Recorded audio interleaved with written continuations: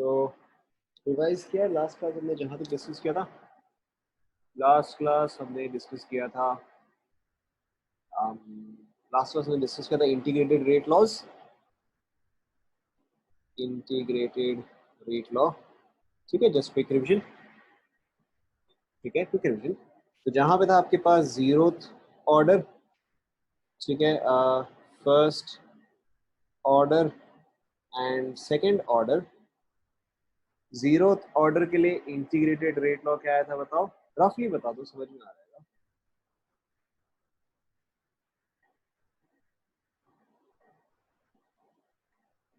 And इसके लिए half life क्या था?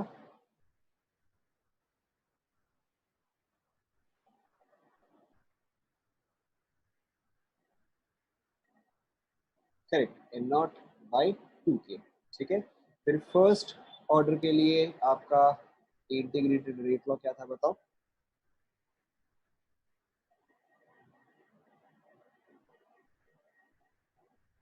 फर्स्ट ऑर्डर के लिए integrated rate law was correct k t is equal to l n of n not by n or n not by n not minus x. ठीक है, इसके लिए हाफ लाइफ का value क्या था? एल एन टू बाई के। And second order के लिए आपका integrated rate law was 1 by n minus 1 by n naught is equal to k into t। And इसके लिए आपका हाफ लाइफ क्या आया था? 1 by n naught into k। ठीक है, तो ये सारे तो सिंपल ही है, इसमें कुछ खास है भी नहीं। तो लेट्स मूव ऑन। अब देखो इसका के नेक्स्ट टॉपिक है। आप मुझे बताना अगर मैंने आपको ये करवा दिया तो। मैंने आपको ये थोड़ा ना करवाया कि अगर आपको दिया जाए रेट ए बी सी कुछ वैल्यू दे रहे तो ऑर्डर कैसे निकालते, ये मैंने अभी तक थोड़ी करवाया है। ऐसा कुछ ऐसा कुछ भी आपको याद आ रहा है कि यहाँ पे 0.1, यहाँ पे 0.1, यहाँ पे नहीं?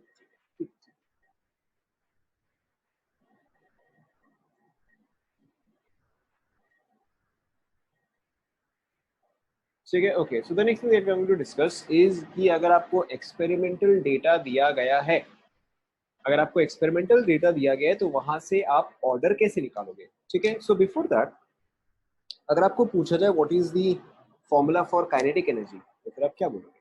Formula for kinetic energy is बहुत डिफिकल्ट। करेक्ट, यहाँ पे क्या आ जाएगा? हाफ एम वी स्क्वायर आ जाएगा। ठीक है, तो अगर यहाँ पे इस इक्वेशन में मास को डबल किया जाए, ठीक है, जो मास है वो इनिशियल से अगर आप उसको डबल करते हो तो काइनेटिक एनर्जी भी कितने टाइम्स हो जाएगा? ठीक है, अगर आप मास को डबल करते हो तो काइनेटिक एनर्जी जो है वो भी आपका डबल हो जाएगा। ठीक है, why? Because kinetic energy is directly proportional to mass. ठीक है, अच्छा, यहीं पर ही अगर आप वेलोसिटी को डबल करते हो तो फिर काइनेटिक एनर्जी कितने टाइम्स होगा? Correct, very simply kinetic energy जो है वो आपका 4 टाइम्स हो जाएगा। ठीक है, और ये क्यों? क्योंकि काइनेटिक एनर्जी जो है वो वी स्क्वायर के प्रोपोर्शनल है। ठीक है, उसी तरह से अगर मैं आपको कोई भी एक रैंडम इक्वेशन दूं, ठीक है, लेट्स से मैंने आपको दिया कि k is equal to sorry r is equal to k a to the power let's say m and b to the power let's say n। ठीक है, एंड अगर आपको यहाँ पे ऑर्डर निकालना है तो जैसे कि हमने फर्स्ट एग्जांपल में क्या किया, मैंने आपको ये बोला, फर्स्ट एग्जांपल पे क्या किया, मैंने आपको ये बोला कि आप मास को डबल कर रहे हो। ठीक है, तो वहां पे क्या चीज अंडरस्टूड था कि वहां पे वेलोसिटी को आप कांस्टेंट रख रहे हो। ठीक है, जब आपने मास को चेंज किया आप वेलोसिटी को कांस्टेंट रख रहे हो। एंड जहां पे आपने वेलोसिटी को चेंज किया वहां पे आप मास को कांस्टेंट रख रहे हो।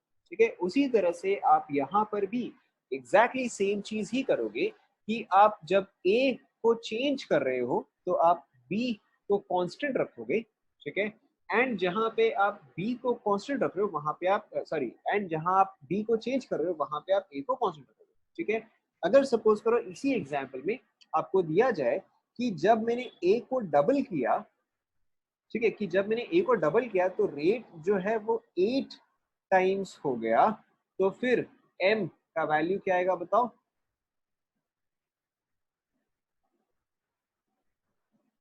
ठीक है, वेरी सिंपली आप इसको ऐसे समझो आप इसको ऐसे समझो कि 2 to the power m is equal to 8, ठीक है। या फिर अगर आपको यहाँ से क्लियर नहीं हो रहा है, ठीक है, अगर आपको यहाँ से क्लियर नहीं हो रहा है तो फिर आप इसको ऐसे समझो कि R2, या तो चलो ऐसे स्टार्ट करते हैं, R1 is equal to K A1 to the power m B1 to the power m, ठीक है।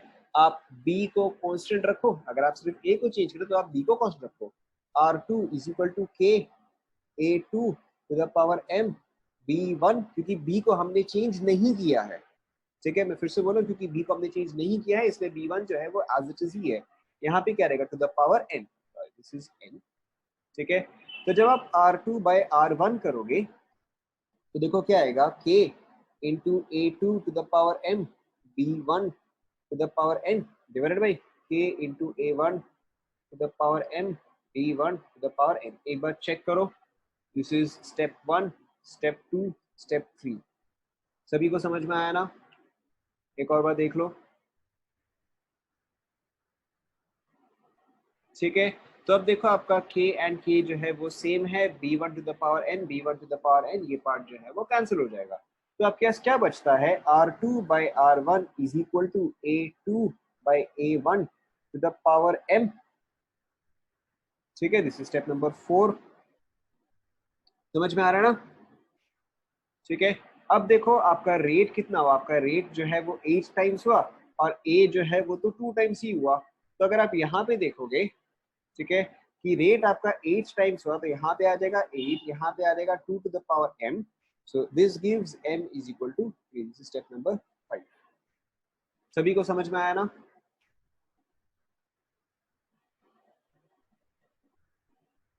ठीक है। तो अब देखो, तो आपके पास m का वैल्यू आ गया। सिमिलरली सपोज करो अगर आपको b का वैल्यू निकालना है एंड आपको क्या इंफॉर्मेशन दिया गया है कि b को जब आपने 4 टाइम्स किया रेट जो है वो 2 टाइम्स आया। b को जब आपने 4 टाइम्स किया रेट जो है वो 2 टाइम्स हुआ, तो n का वैल्यू क्या आना चाहिए बताओ? ठीक है, very simply 4 to the power n is equal to 2, तो n का वैल्यू क्या आ जाएगा 0.5, ठीक है। यहाँ पर तो हम जो है हम इसको डायरेक्टली कर रहे हैं, बट जब आप सीबीएसई में लिखोगे आप इसको डायरेक्टली नहीं लिखोगे, आप उसको जैसे मैंने यहाँ पे लिखा है, ठीक है, कि R1 R2 बाई R1, इस तरह से जब आप सीबीएसई में लिखोगे तब आप इसको प्रॉपर इस तरह से लिखोगे, ठीक है। लेकिन जब आप अदरवाइज कैलकुलेशन करो, जब आप पेज में लिख रहे हो या जब आप एडवांस में लिख रहे हो तो आप इस तरह से कैलकुलेशन कर सकते हो, ठीक है। यहाँ तक आप पूरा कंप्लीट करो, कंप्लीट करो।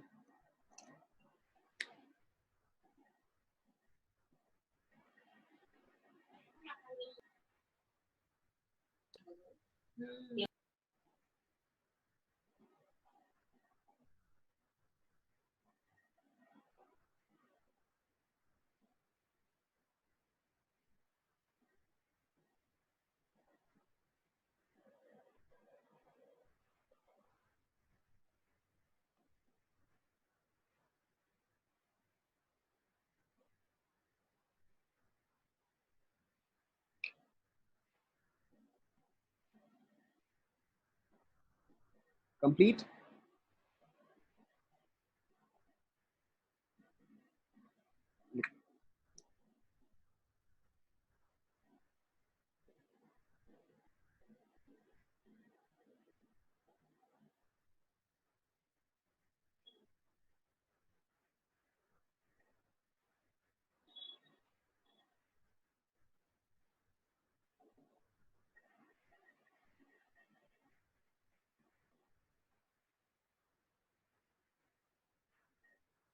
डन। तो ठीक है, लेट्स से कि आपको दिया गया है रेट, ठीक है, concentration of A, concentration of B. Let's take a simple example first. आपका रेट जो है that is let's say given to you as 2 when the concentration of A is 0.1 and the concentration of B is also 0.1, ठीक है। Rate has been given to you as 8 when this is 0.1 and this is 0.2. Rate has been given to you as 4 when this is 0.2 and this is 0.1, ठीक है। पहले आप ये लिख लो, फिर आप ये टेबल लिख लो। ऑब्वियसली ये तो बहुत ही सिंपल है, एक बार में आ जाएगा, बट पहले आप ये लिख लो।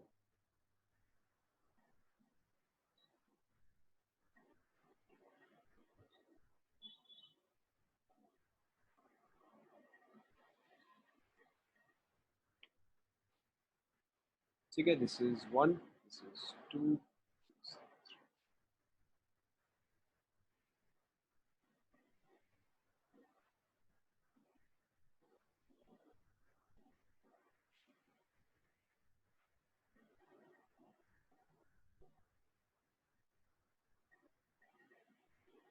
लिख लिया सभी ने?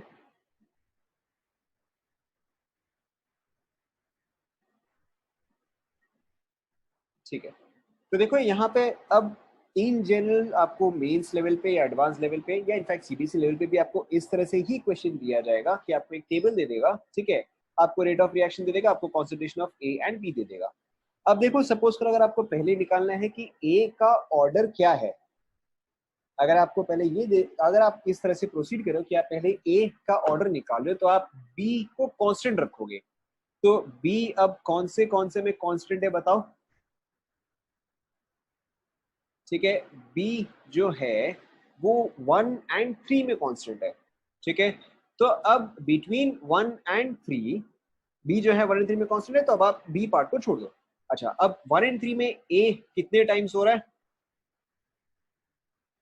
ठीक है, 1 एंड 3 में ए जो है वो 2 टाइम्स हो रहा है, ठीक है, it is going from point 1 to point 2। ए जो है वो 2 टाइम्स हो रहा है, रेट कितने टाइम्स हो रहा है? रेट जो है वो भी 2 टाइम्स हो रहा है, ठीक है, ए 2 टाइम्स हुआ, रेट 2 टाइम्स हुआ, तो यानी कि यहाँ पे एम का वैल्यू क्या आ जाएगा बताओ? करेक्ट, एम का वैल्यू आ जाएगा 1, ठीक है। सो आपको अभी तक एटलीस्ट कितना पता चला कि R is equal to k into A to the power 1, ठीक है, बी का पावर अभी भी हमें निकालना है, ठीक है, ओके। अब जब आपका ए का काम हो गया, बी निकालना है, तो आप बी को वेरी करोगे, ए को कांस्टेंट रखोगे। अब ए कहाँ पे कांस्टेंट है बताओ? करेक्ट, ए जो है वो 1 एंड 2 में कांस्टेंट है, ठीक है। बी कितने टाइम्स हो रहा है बताओ? बी जो है वो 2 टाइम्स हो रहा है, रेट कितने टाइम्स हो रहा है? 4 टाइम्स हो रहा है, यानी कि अब यहाँ पे एन का वैल्यू क्या आ जाएगा बताओ? एन का वैल्यू आ जाएगा, समझ में आना सभी को? ठीक है, तो यहाँ पे ये वैल्यू आ जाएगा, कंप्लीट करो। ठीक है, आप चाहे तो आप ऑब्वियसली आप नोट्स में लिख लेना कि ए निकालने के लिए आप 1 एंड 3 कंसिडर कर रहे हो, बी निकालने के लिए आप 1 एंड 2 कंसिडर कर रहे हो, जैसे भी आप अपने नोट्स बनाओ, ठीक है। एंड अगेन सीबीएसई में जैसे मैंने पिछले वाले में लिखा कि R1 R3 R2 वैसे आपको सॉल्व करना है in case of CBSE.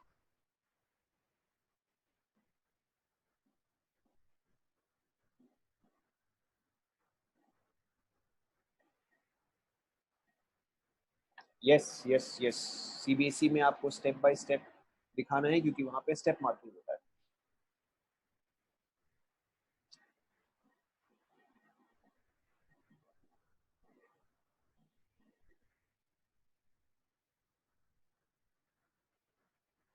Done.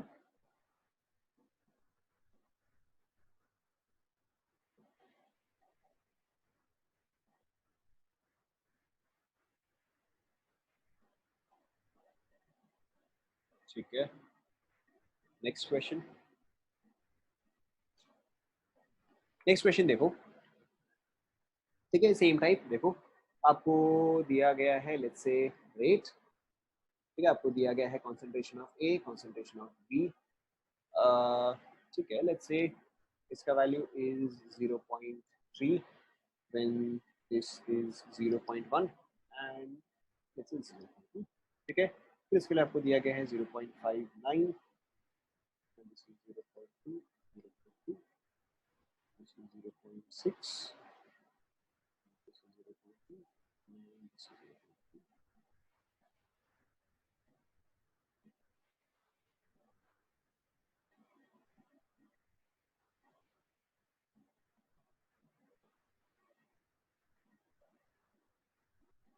ठीक है। आपको निकालना है order with respect to A and B, A का ऑर्डर एम, बी का ऑर्डर एन, ठीक है, order with respect to A and B and order of the equation, order of the reaction, try करो।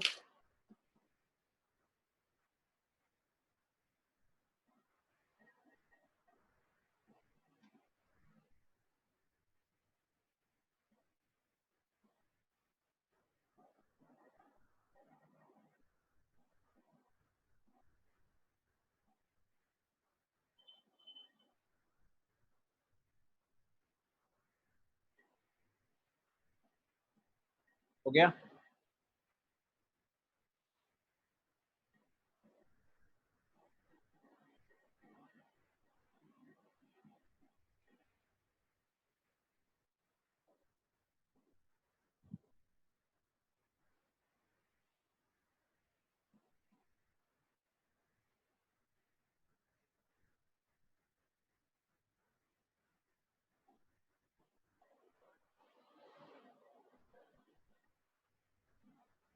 And N.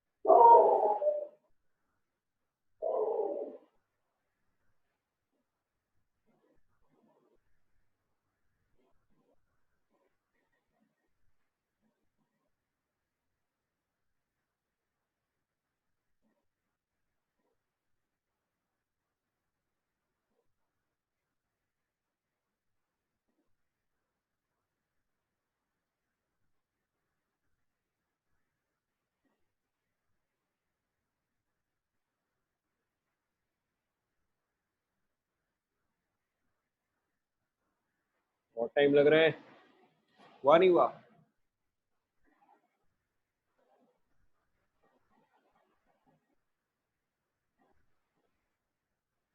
ठीक है, correct. देखो check करते हैं। अब हर बार आपको पिछले क्वेश्चन की तरह बहुत अच्छा वैल्यूज नहीं देगा, कुछ वैल्यू आपको देख के समझना पड़ेगा कि उसका मतलब क्या होता है। जैसे कि इन this case let's say this is 1, this is 2, 3, 4, 5। ठीक है, तो अगर आपको ए के लिए निकालना है तो आप बी को कांस्टेंट रखोगे। ठीक है, तो ऑब्वियसली यहाँ पे बी काफी जगह आपको कांस्टेंट दिख रहा है, बट आपके लिए बेस्ट यहाँ पे कौन सा होगा? बी को कांस्टेंट रखने के लिए, ए का वैल्यू निकालने के लिए बेस्ट यहाँ पे कौन सा होगा बताओ?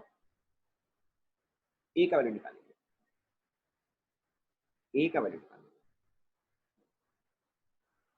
ठीक है, आप ऑब्वियसली 3 4 भी यूज कर सकते हो। ठीक है, यू कैन आइदर यूज 1 2 और यू कैन यूज 3 4। ठीक है, बट मैं 2 एंड 3 वाला वैल्यू क्यों यूज करूं, मैं 1 एंड 2 वाला वैल्यू क्यों नहीं यूज करूं? ठीक है, बिकॉज ऑब्वियसली कि मैं इसको 2/3 का रेशियो निकालूं, उससे बेटर मैं 1/2 का रेशियो निकालूं।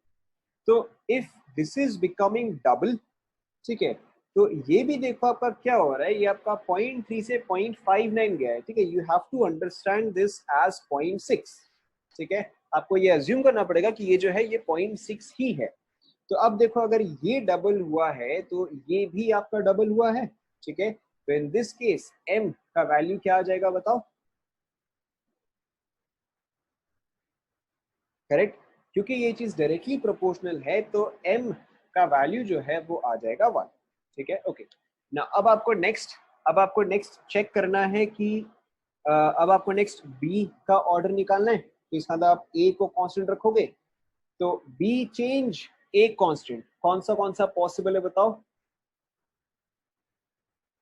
ठीक है, यस, या तो आप 2 3 यूज करो या फिर, ठीक है, या तो आप 2 3 यूज करो या तो आप 4 5 यूज करो। ठीक है, either of this is okay. तो अगर सपोज करो आप 2 3 यूज करते हो, ठीक है, अगर आप 2 3 यूज करते हो तो यहाँ पे आपका 0.2 कांस्टेंट है, आपका 0.2 से 0.3 गया। लेकिन ये पार्ट तो चेंज हुआ, लेकिन ये पार्ट तो प्रैक्टिकली चेंज नहीं हुआ। ठीक है, आप यहाँ पे थ्योरेटिकली इसको 0.5 ने इसको 0.6 नहीं देखोगे, आप देखोगे कि दोनों वैल्यू ही प्रैक्टिकली 0.6 है। ठीक है, तो इसका मतलब क्या हुआ कि बी चेंज करने पर भी बी चेंज करने पर भी रेट जो है वो तो चेंज नहीं हुआ। और अगर रेट चेंज नहीं हुआ यानी कि n का वैल्यू क्या आ जाएगा बताओ? करेक्ट, n का वैल्यू आ जाएगा 0।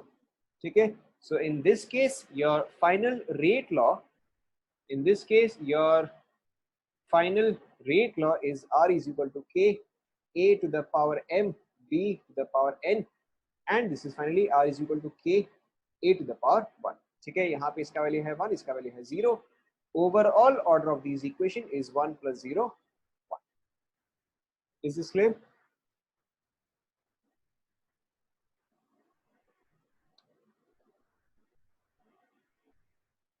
ठीक है, let's try one more example. लिख लिया ना सभी ने?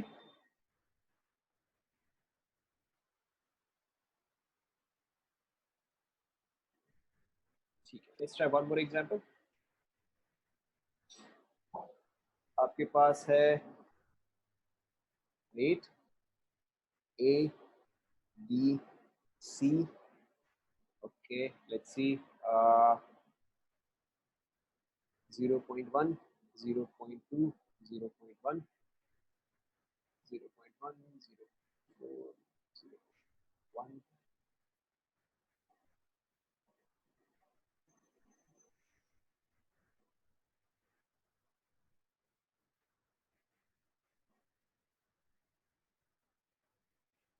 ठीक है, let's say this is 5, this is let's say 0.5। ठीक है, this is let's say 0.5, this is let's say 2.0।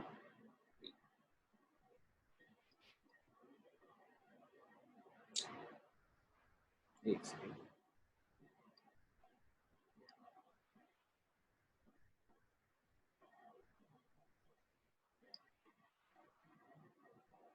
ठीक है, and let's say this is um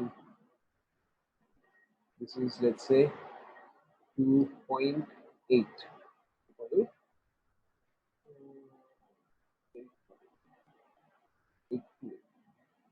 ठीक है, ट्राई करो, एक सेकेंड। 2.828। ठीक है, ट्राई करो।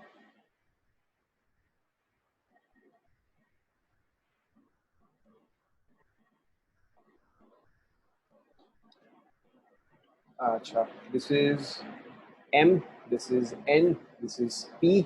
आपको निकालना है m n एंड p का वैल्यू, एंड इसके अलावा आपको टोटल ओवरऑल ऑर्डर निकालना है। ठीक है, this is 1, this is 2, this is 3, this is 4।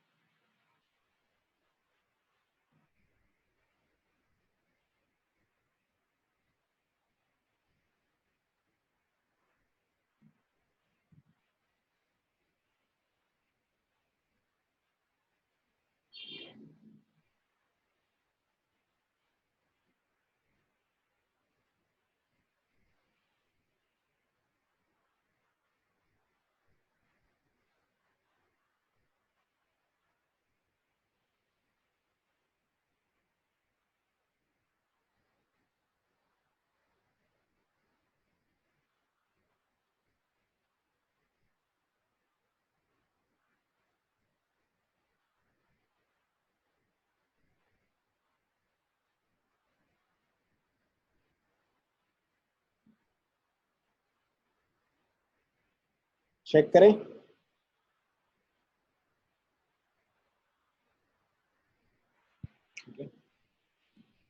Okay, तो ठीक है, मुझे दिख रहा है कि सबसे पहले जो है बी वेरी कर रहा है। ठीक है, ए एंड सी जो है वो कांस्टेंट है, तो सबसे पहले आपका बी का पावर आएगा। बी जो है वो ट्वाइस हुआ, बट रेट जो है वो अफेक्ट नहीं हुआ, तो इसका मतलब एन का वैल्यू क्या आ जाएगा?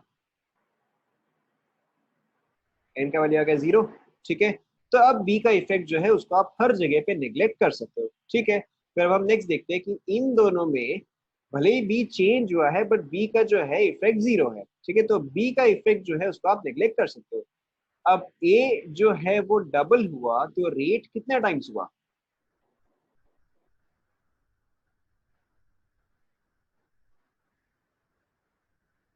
ए डबल हुआ तो रेट रेट हुआ 4 टाइम्स। ठीक है, यानी कि अब यहाँ पे एम का वैल्यू कितना आ गया? एम का वैल्यू इज नाउ 2।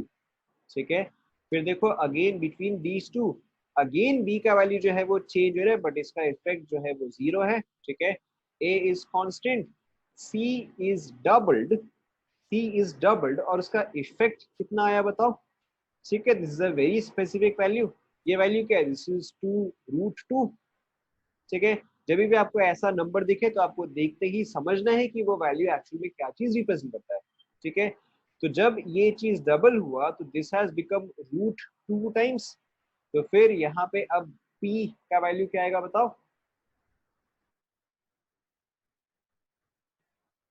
ठीक है, p का वैल्यू विल बी हाफ। तो आपका m is 2, n is 0, p is 0.5। तो ओवरऑल ऑर्डर कितना आएगा? 2.5। Is this clear?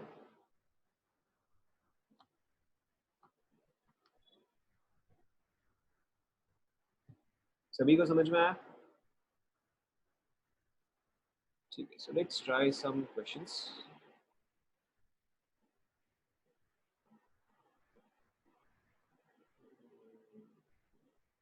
अच्छा, इससे पहले we'll discuss one more concept. इससे पहले we'll discuss one more. Okay, so there is one more concept called as temperature coefficient. ठीक है, there is another concept called as temperature coefficient of a reaction. ठीक है, और या फिर इसको शॉर्ट में कई बार आप हो सकता है ऐसे भी देखो कि TC of a reaction.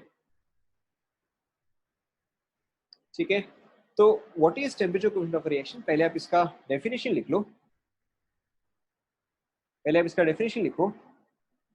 The rate of a reaction, the rate of a reaction generally, लिख लो, पहले आप डेफिनेशन लिख लो। generally increases by a factor 2 to 3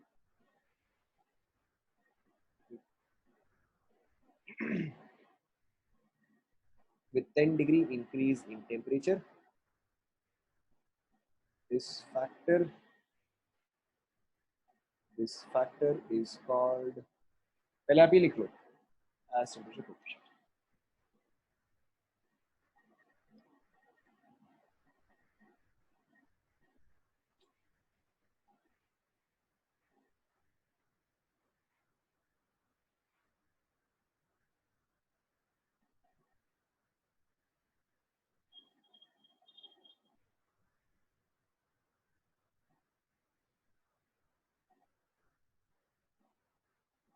ठीक है, पहले आप ये लिख लो, मैं एक्सप्लेन करूंगा। एक बार डेफिनेशन सुन लो। The rate of a reaction, the rate of a reaction generally increases by a factor, factor जो है वो between 2 to 3 times है, generally increases by a factor between 2 to 3 times with 10-degree increase in temperature. This factor is called as temperature coefficient. This factor यानी कि वो value जो कि 2 से 3 के बीच में है। ठीक है, and in general temperature coefficient is measured between 25 degrees Celsius and 35 degrees Celsius. पहले आप ये चीज लिखिए।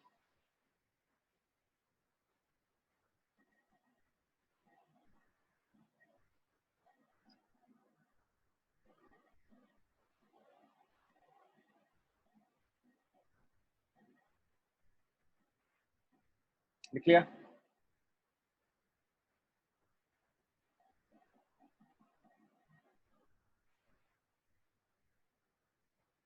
ठीक है, अब यहाँ पे इसका सिंपली मतलब क्या है कि अगर आपका rate of reaction eight 25 degree Celsius, अगर आपका rate of reaction eight 25 degree Celsius is for example 10 molar per minute, ठीक है, this is just an example, and इस रिएक्शन का जो temperature coefficient, this is let's से R1, ठीक है, for this reaction the temperature coefficient is let's say 2, ठीक है, and you have another reaction R2, ठीक है, एट 25 डिग्री सेल्सियस, इसका रेट जो है दैट इज लेट्स से for example 20 molar per minute, ठीक है, for example, and let's say कि इसका टेम्परेचर कोफिशिएंट जो है वो है 3। तो अगर आप इस रिएक्शन को हीट करोगे, ठीक है, and if you heat the reaction up to let's say 35 degree Celsius, तो अब इस रिएक्शन का रेट कितना हो जाएगा बताओ? अब इस रिएक्शन का रेट कितना हो जाएगा? ठीक है, जल्दी increases by a factor of 2 to 3 times. यहाँ पे आपको टेम्परेचर कोएफिशिएंट दे दिया गया है 2, ठीक है, यानी कि इन दिस केस आपका रेट जो कि इनिशियली 10 मोलर पर मिनट था, उससे वो किस में कन्वर्ट हो जाएगा? 20 मोलर पर मिनट, ठीक है, एंड यही रिएक्शन का रेट कितना हो जाएगा बताओ?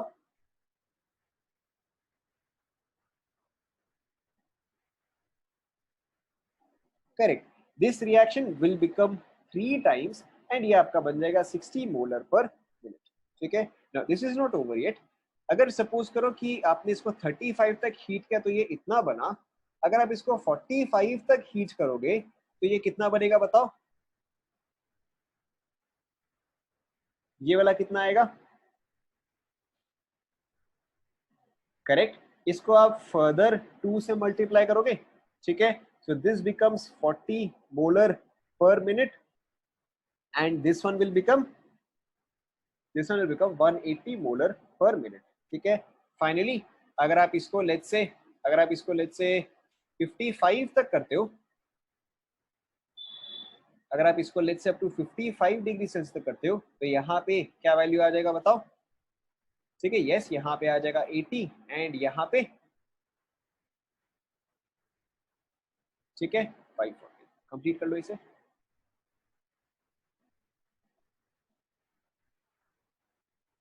ठीक है, इसी चीज को आप शॉर्ट में कैसे लिख सकते हो? R2/R1 is equal to temperature coefficient to the power T2 minus T1 divided by N। ठीक है, लिख लो।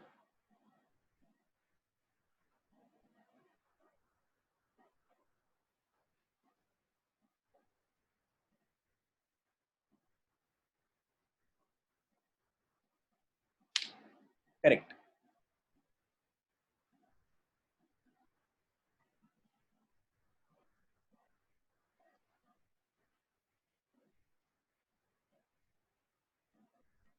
अगर टेम्परेचर 20 से बढ़ेगा तो आप स्क्वायर करोगे, अगर 30 से बढ़ेगा तो आप क्यूब करोगे, एंड सो ऑन।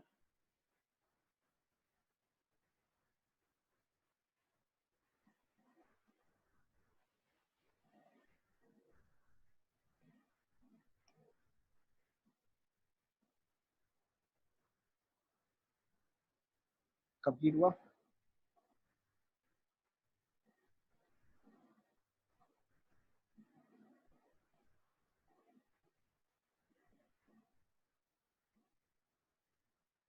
बताओ, आप फॉर्मूले में डालो ना, आपको फॉर्मूले में डालते समझ में आ जाएगा, ठीक है। So let's take an example, अगर सपोज करो आपको दिया गया है कि temperature coefficient of a reaction is let's say 2, ठीक है, temperature coefficient of a reaction is let's say 2, and its initial rate at 25 degree Celsius is for example 10 molar per minute, ठीक है, आपको निकालना है कि what is its rate of reaction at let's say 40 degree Celsius. Yes, power में है, ये वाला पूरा टर्म जो है, पूरा टर्म पावर में है, ठीक है, ये वाला आप निकालो, वेरी सिंपल।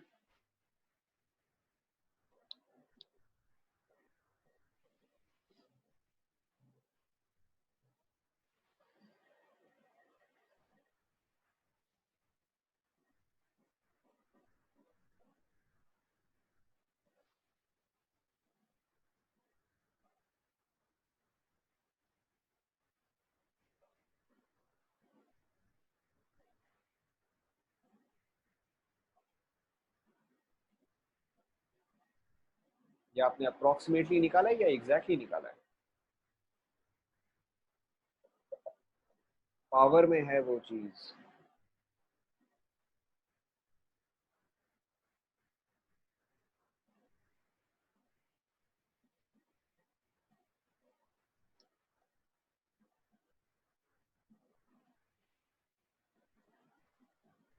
करेक्ट।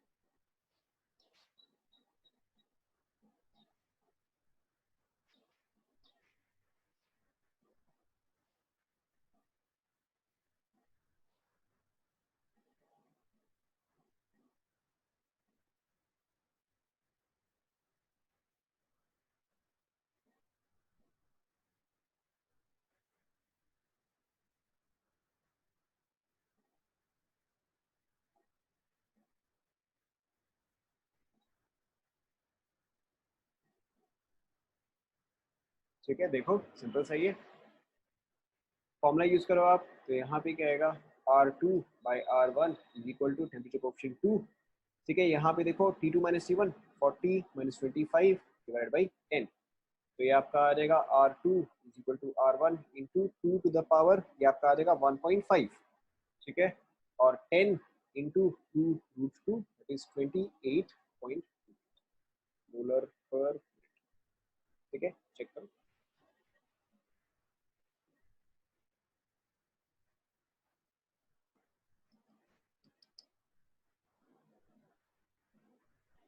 समझ में आया ना? लिख लिया?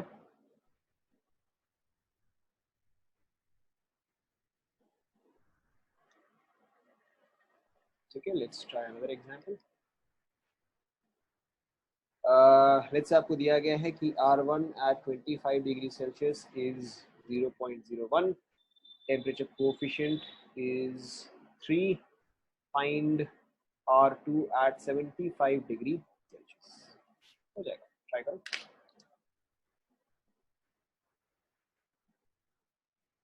इसको आप ले लो मोलर पर।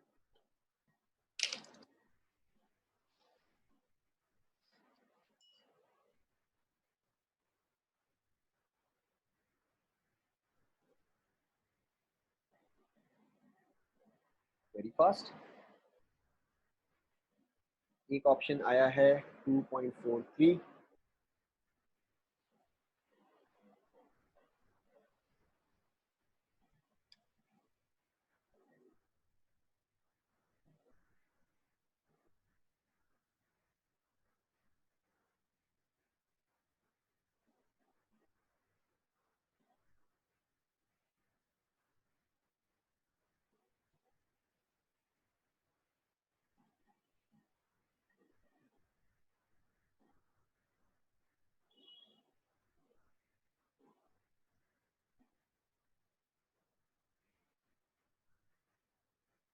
ठीक है, चेक करके सिंपल सही है। R2/R1 is equal to temperature coefficient 3 to the power T2 minus T1, ये कितना आएगा, 50 आएगा। 50/10 that is 5। तो R2 is equal to R1 0.01 into 243, ये आपका आ जाएगा 2.43 मोलर पर मिनट। क्लियर?